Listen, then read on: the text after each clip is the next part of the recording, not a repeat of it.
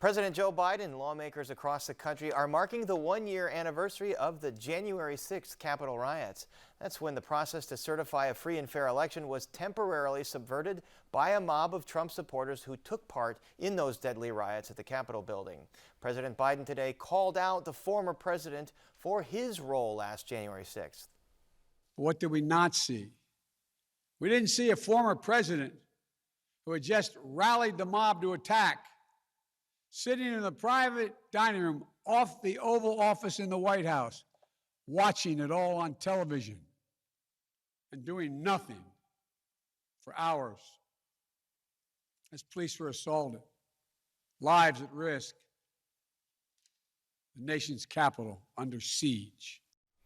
And joining us to talk about what happened on that day and where the country has come since are Congresswoman Robin Kelly, a Democrat from Madison, and Congresswoman Jan Schakowsky, a Democrat from Evanston. We invited all Illinois Republican congressional members, but none accepted our invitation. And we're grateful for you both to be back here. First, Congresswoman Kelly, you took part in the commemoration today at the Capitol. We talked to you 1 year ago today. You were in the gallery when the Capitol was broken into. What stands out among your memories of that day?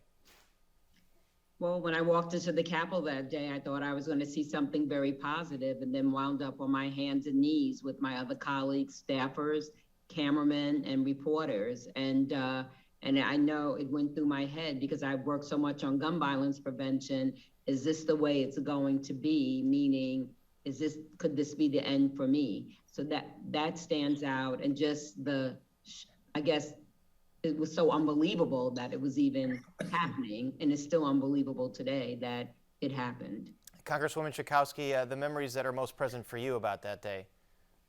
Well, I want to say the good part was that at the end of the day, Nancy Pelosi said, we are going to the floor and we're going to do our constitutional obligation, and we are going to certify Joe Biden as the president of the United States. 147 Republicans, including the leader of the Republicans in the House, voted against certifying the election, but it was certified. And so at the end, the insurrection was defeated because that was their goal, was to stop that certification. And Congresswoman Kelly, the president today laid a lot of the blame squarely with the former president for spreading that big lie and stoking that anger among his supporters, but also with Republicans and members of right-wing media that to this day continue to fan the flames of misinformation. So can the president's message really get through when we have this balkanized information landscape? Well, I think the president did an excellent job, and I'm glad that he said what he said. There are some people we're never going to change their mind. They're always going to talk about the big lie, but we cannot let people forget what happened and that they tried to take away our democracy. And that's what President Biden was doing, and Vice President Harris, as the leaders of this country. And Congresswoman Schakowsky, are you confident that the Capitol is fortified now, that the Capitol Police are more prepared to deal with something like this should a mob materialize, that it won't happen again? Well, we did have a briefing from the Capitol Police and the Sergeant-at-Arms that made it clear that the Capitol itself, and in terms of security and safety, is much better, and that we are much safer than we were before. And in addition, there's going to be more Capitol Police that are hired. You know, in terms of the future, we still have to secure our democracy, and we have to make sure that we secure voting rights.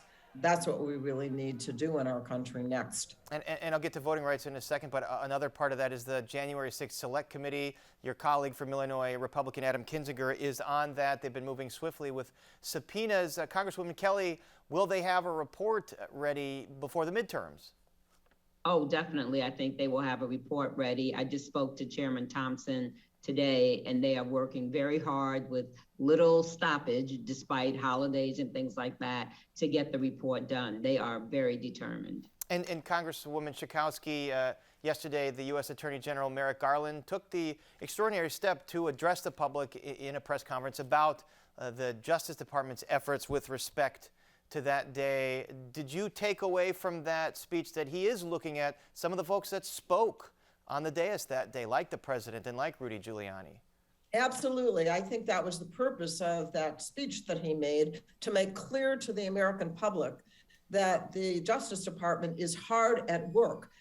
That's only one part, because we also have the legislative work that our committee is doing. And so these people are going to be held accountable for what they did. And from the things we've heard, those emails and the voicemails that were made to the President of the United States show just how culpable he was, and others in the Congress as well. At the same time, Congresswoman Kelly, Washington Post report says that only about a third of convicted Capitol riots saw the jail time that the government had been recommending for them. Is this appropriate punishment to deter future action like this? Well, I think that everyone involved, no matter if they're in the White House or not, should be held accountable and responsible. And, hopefully we'll get cooperation from the courts as far as what jail time they should have. And Congresswoman Schakowsky, you brought up voting rights. There were bills that passed the House, as we've talked about before. Do you believe that the Senate will vote to abolish the filibuster for this and require only 51 votes to pass a voting rights bill? Well, I know that the Freedom to Vote Act is Joe Manchin's bill.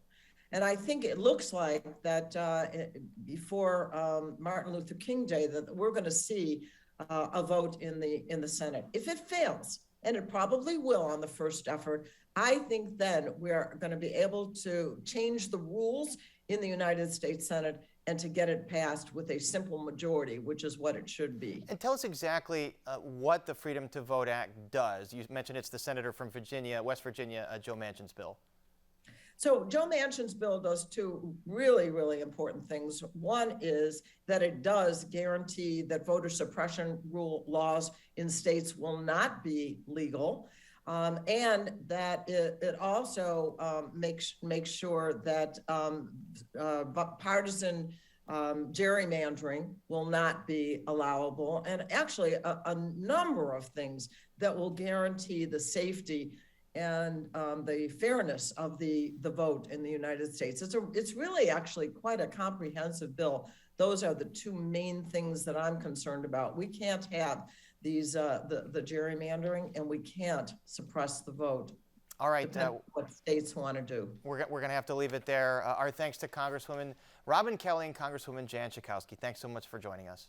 Thank you.